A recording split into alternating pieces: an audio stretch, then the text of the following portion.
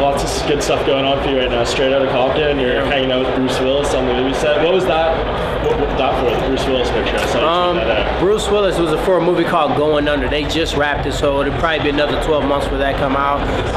Sometimes you get called in to do a movie. I was called in to do stunts, and I saw Bruce Willis, I saw Wood Harris, I saw John Goodman, but usually that's the dialogue, they call it first unit. I'm usually on the second unit action part, so I didn't expect to meet him and see him, but I was right there sitting next to him, and it was one scene where it was just basically us. So it was awesome, man. It's just really good that these actors that, have such high profiles are so down to earth, talking with us, laughing, joking, willing to take pictures.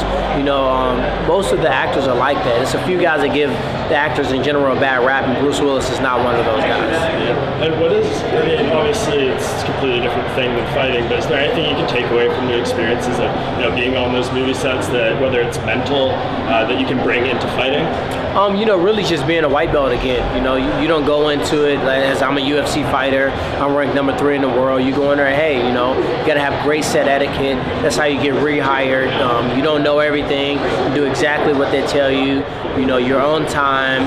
If they're looking for you, you better be right there on the side. So really just learning that in everything in life, you got to be willing to start from the bottom and work your way up. And that's the most probably the most profitable thing I learned from the movie industry. And speaking of that, you worked your way up. It seems like you're in a number 1 contender fight now. Winner of the fight with Hendricks, probably going to get a title shot. How happy were you that when you finally got that fight, they told you it was happening in Houston? Because I know you were campaigning for it for a long time. I'm really just excited about the fight. Whatever comes after, I'm not really thinking about that, to be honest. You got to get to a point in your career where you got to start loving this again. You got to want to fight the best guys to prove you're the best. Whether it's in a world title fight or not, Johny Hendricks can arguably say he's the best welterweight in the world. And if I beat him, I can have the same argument. So that's really my focus. It's not about the title shot, because those things are all, it's all relative.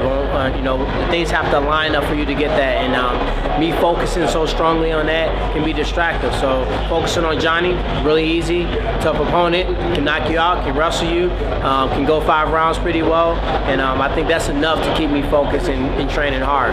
Yeah, and you mentioned yesterday how, when the wrestling incident first happened back in 2005, you were pretty emotional about it. Yeah. You seem like you've kind of let that go at this point. Yeah, I'm good. Was that difficult for you, or once you're in there with him, do you think you're gonna get any of those feelings? Like, I really no. It was just something exciting for the fans. A lot of people didn't know the history. They didn't know we wrestled, and they didn't know how competitive our wrestling matches were. So I just brought that in as something fun for the fans to kind of get them to piggyback and make this fight happen. But in reality, I'm gonna go out there and I'm gonna be competing against him. I'm gonna be trying to execute my game plan. I'm trying to neutralize everything he brings to the table. I'm not gonna be thinking about the Big 12 championship and him fish hooking me.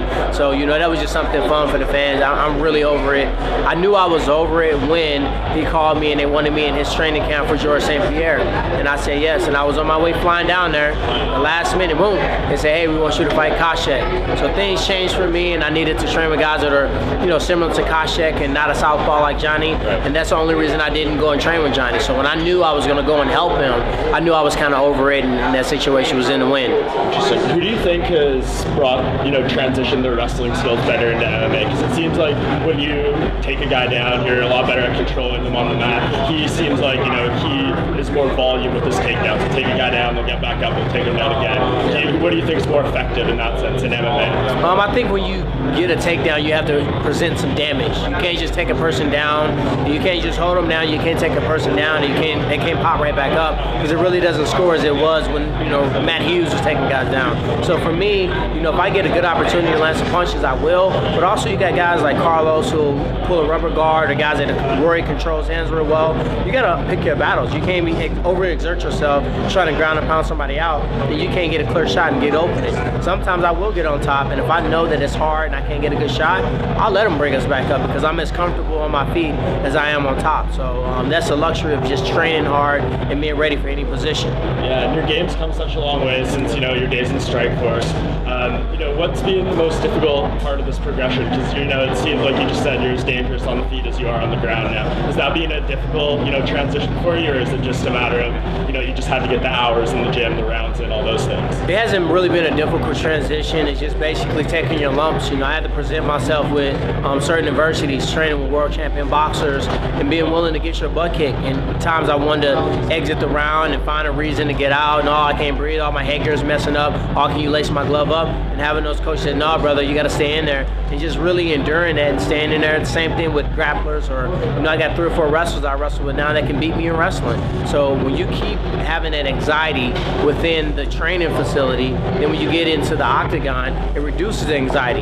This guy can't strike like this world champion boxer. This guy's actually not as good of a wrestler as this guy I've been having a training partner. This black belt jiu-jitsu guy that I'm going against, this guy has nothing on him. So when you present yourself with that anxiety and that fear within training, it eliminates most of it, when you actually go out there and compete. Yeah, what do you make of Condit getting the title shot against Lawler? It seems like, there's kind of a trend going, Miesha Tate didn't get the title shot when she was promised one.